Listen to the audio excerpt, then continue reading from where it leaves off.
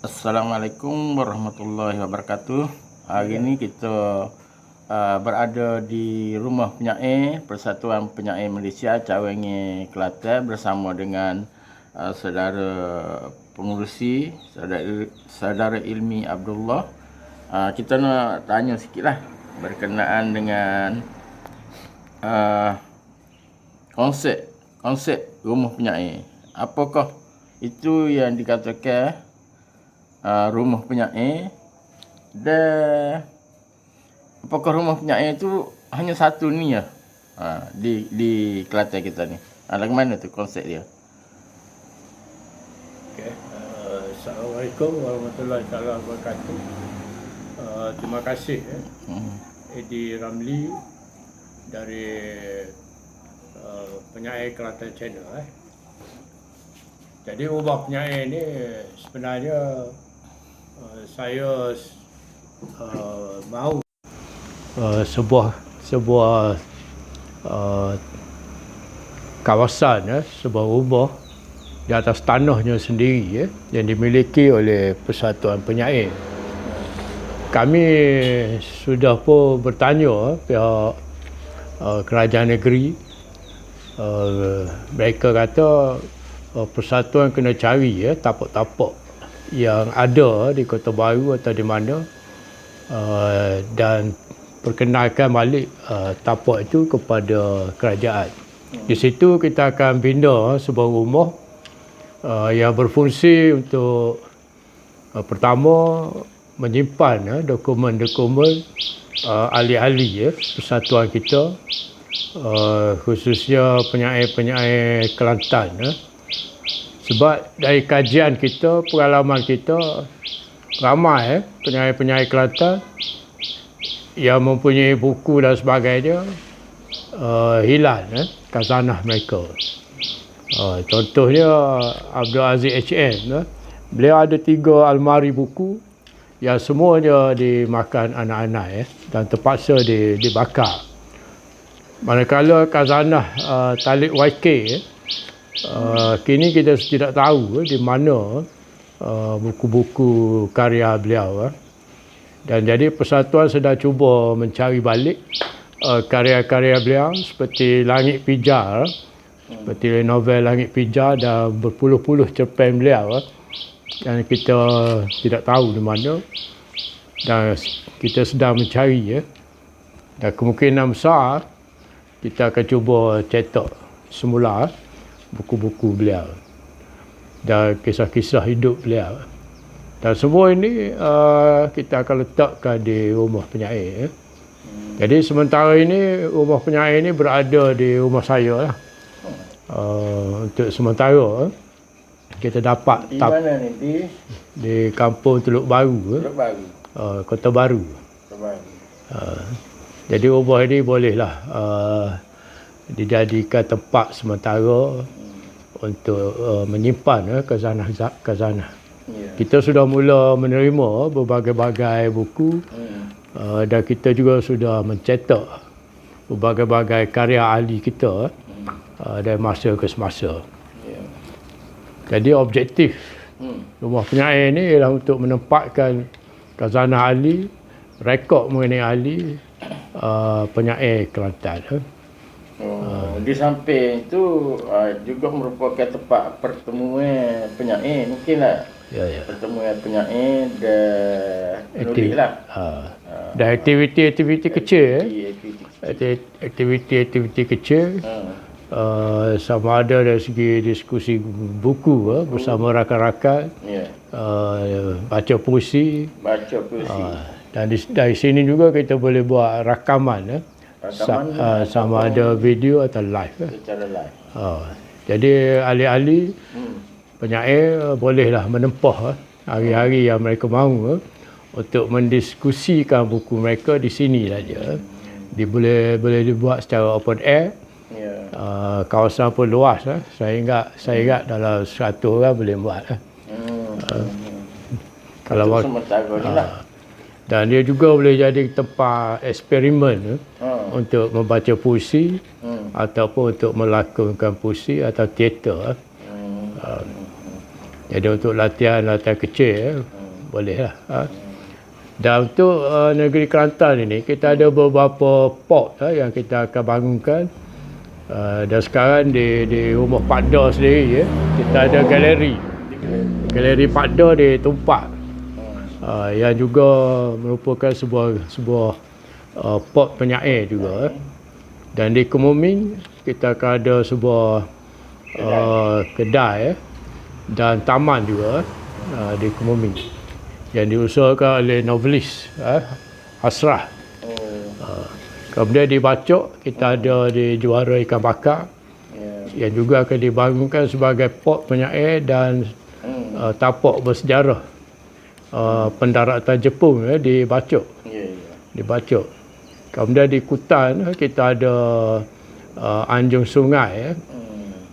Yang menariknya di Anjung Sungai ni kita ada bilik untuk berehat, beradu untuk penyair-penyair yang mahu suasana sungai. Di sana boleh berhubung dengan Wan Rahim Wan Rahim novelis kita. Dan banyak lagi lah kita mempunyai rakan-rakan strategik sahabat kita iaitu di Tanah Merah kita ada Putra Valley yang lebih luas, lebih besar, dan bolehlah penyair-penyair jika mau ke Tanah Merah, ke Dabung, Jeli dan sebagainya boleh jadikan Putra Valley sebagai tempat untuk menginap pada malam pertama. Dan seterusnya meneroka kawasan Jeli, Dabung, dah boleh balik hari boleh balik hari tak perlu menginap di Dabung atau di Jeli, boleh balik ke Tanah Merah. Kerana Tanah Merah ni dia lebih strategi lah. Kemudahan pun banyak. Pilihan untuk makan dan sebagainya sesuai. Jadi bolehlah penyair-penyair seluruh Malaysia dan juga khususnya Kelantan boleh datang ke sini untuk membuat eksperimen ataupun membuat rujukan. Bincang-bincang kampung. Dan kepada peminat-peminat yang ingin menyumbang buku, bolehlah hantar kepada kita untuk kita simpan, rekod dan jaga buku-buku tersebut. Buku tu berbagai lah, tak kira lah buku. Tak kira lah. Kita dah mula terima banyak buku-buku. Dan kita pun membeli, persatuan juga ada membeli buku-buku yang kita kira susah nak dapat sekarang. Buku-buku yang berkualiti daripada tokoh-tokoh yang berkualiti. Misalnya kita sedang menyimpan koleksi buku-buku Datuk Dr. Yusof Zaki, di mana buku-buku beliau sudah tidak ada di pasaran sekarang. Sedangkan beliau satu masa dulu merupakan penerbit, pengarang dan juga penjual buku sekaligus. Jadi kita juga terfikir kenapa Dr. Yusof Zaki ni memilih buku-buku tertentu dari Mesir terutamanya untuk diterjemahkan dalam bahasa Melayu. Sebab seorang penterjemah ini agak sulit untuk dia memilih buku, untuk memastikan buku-buku untuk diterjemahkan ke bahasa Melayu. Dia perlu buat kajian juga. Dia perlu buat kajian adakah buku itu patut, wajib diterjemahkan. Sebab seorang pengarang itu dia mempunyai tanggungjawab besar. Sebab buku ini main peranan penting kepada pembaca dia. Dia boleh mempengaruhi pembaca. Jadi untuk menterjemah itu dia mesti membuat pilihan. Sebab kita tahu apa saja yang kita buat ni mesti ada niat dia. Mesti ada niat dia. So pengarah tu mesti ada niat. Jadi niat dia apa? Jadi buku tu mesti sesuai dengan niat dia. So pengarah. Ya. Dia bukan boleh buat sembrono. Ya. Tapi sekarang ni kita lihat ramai pengarah-pengarah menterjemah buku secara sewenang-wenang. Sewenang-wenang. Ya. Google. Guna Google. Terjemah guna Google. Guna Google dan sebagainya. Hanya untuk ekonomi. Ya. Untuk ekonomi. Kadang-kadang buku yang kita kira popular pada satu-satu masa. Jadi ramai yang ambil peluang. Ya. Misalnya buku mengenai tokoh-tokoh politik semasa di Amerika, di Eropah, seperti buku mengenai Trump, buku mengenai Biden. Dia popular pada waktu itu. Ramai pengarah menterjemah, penerbit menterjemah buku itu kerana populariti dia. Kerana mereka fikir macam mana buku itu boleh tokoh itu boleh menang pilihan raya. Misalnya di Indonesia, kita temui tokoh-tokoh seperti Tommy Thomas yang membuat buku dalam bahasa Inggeris. Jadi ramai juga yang berlumba-lumba menterjemahkan buku Tommy Thomas ke dalam bahasa Malaysia, ke dalam bahasa Melayu. Hanya kerana populariti ataupun mencari sesuatu di sebalik tindakan Tommy Thomas pada masa itu. Dan ada juga buku-buku dari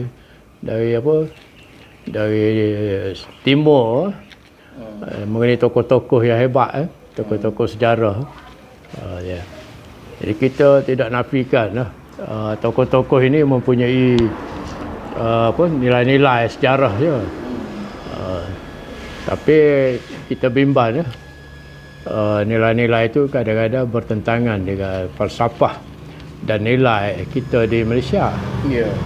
Jadi inilah yang saya katakan para penterjemah mesti memilih buku-bukunya dengan teliti. Okey.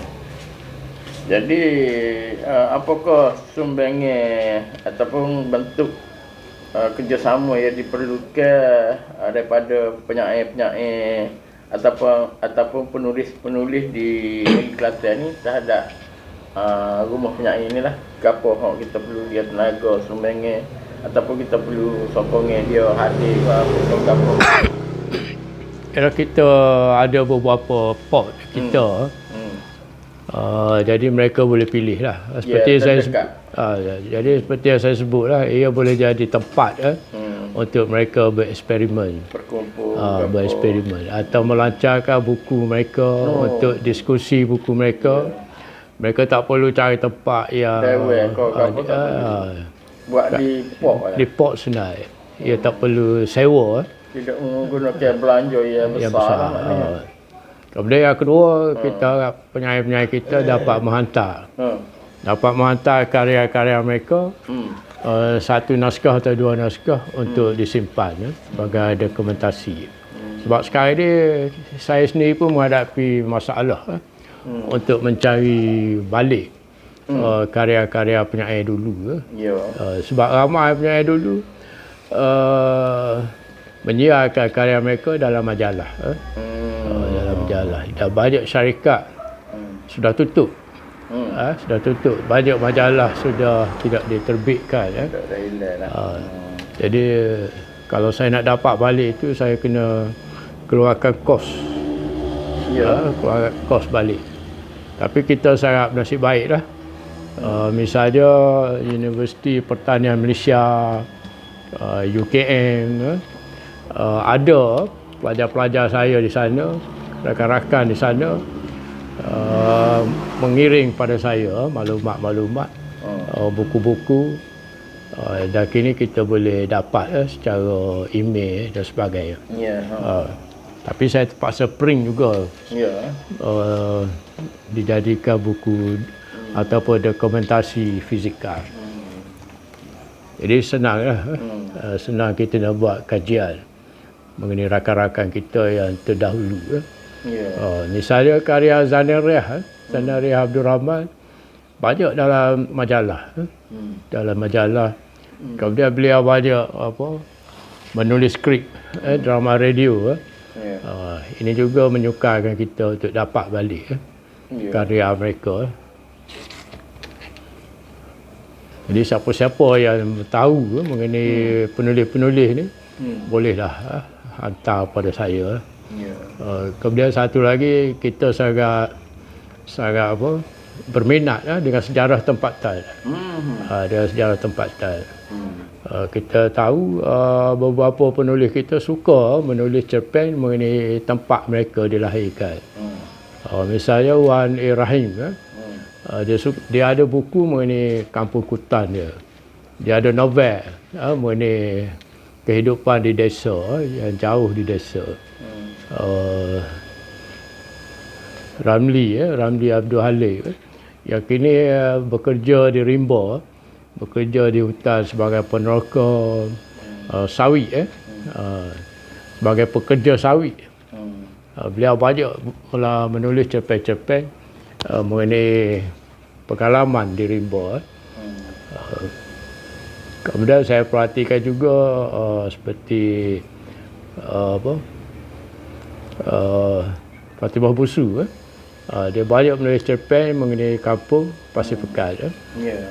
Dan cerpen beliau ni belum diantologikan. Saya percaya belum diantologikan. Dia berada dalam majalah dan sebagainya. Kecuali dia ada satu novel, Ombak Bukan Biru. Kemudian Zahari Effendi.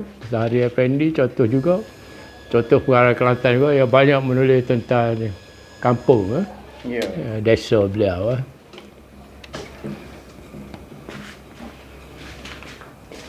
Misalnya novel Merah, Bola Merah di Tiga Kuala, menggambarkan masyarakat di Kuala Krai, di Pahi sana. Dan buku-buku ini sudah tidak ada sekarang.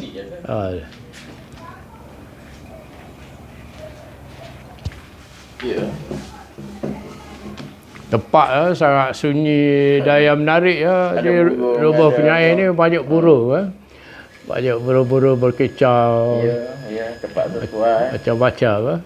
Dia boleh masuk jalan, banyak jalan sini tak? Jalan daripada dia bila tiba di Kubang Krian tu, boleh cari Kampung Huda. Kampung Huda. Dari Kampung Huda boleh terus ke Teluk Baru. Dan di Teluk Baru ni ada berbagai taman. Dan rumah saya ni di Taman Guci Bayam. Taman Guci Bayam. Taman Guci Bayam. Rasa kebetulan lah dah. Betul-betul di center Kota Baru. Center Kota Baru. Jadi tempatnya sesuai lah. Tempatnya comel, sekelilingnya dikelilingi oleh macam ada semut-semut gitu lah. Jadi tidak kawasan rumah sangat, walaupun dia kawasan perumahan, tapi dia Kubang Krian tu. Tenir lah. Ada pokok, ada burung, ada belakang. Jadi taklah kata dalam bising ke apa dah. Jadi agak-agaknya akan dibina lah, bina dengan lebih itulah. Kata benda kocak dengan meja, kursi. Dekorasi kita akan tambah dekorasi. Dekorasi je lah. Lah ni pun dah ada sebenarnya, dah boleh. Cuba tidak disusul ke. Ya. Yang buku pun dah ada banyak dah. Ya, penyair-penyair yang ingin sambut hari jadi